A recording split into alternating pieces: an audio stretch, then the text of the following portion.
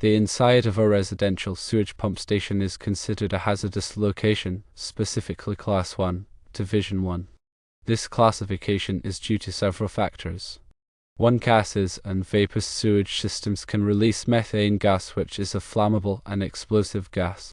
2. Confinement. The pump station is a confined space with limited ventilation, increasing the risk of gas accumulation and potential explosions.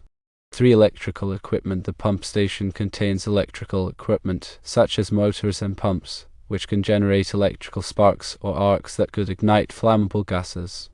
Therefore, an explosion-proof junction box is required inside the tank.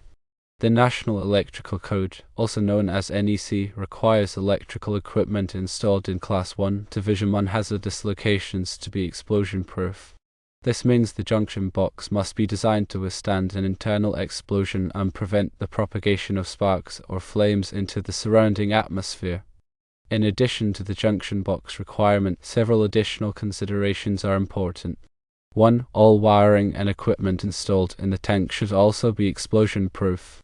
2. Proper ventilation should be provided to prevent gas buildup. 3. Regular maintenance and inspection are crucial to ensure the safety of the pump station and prevent potential explosions.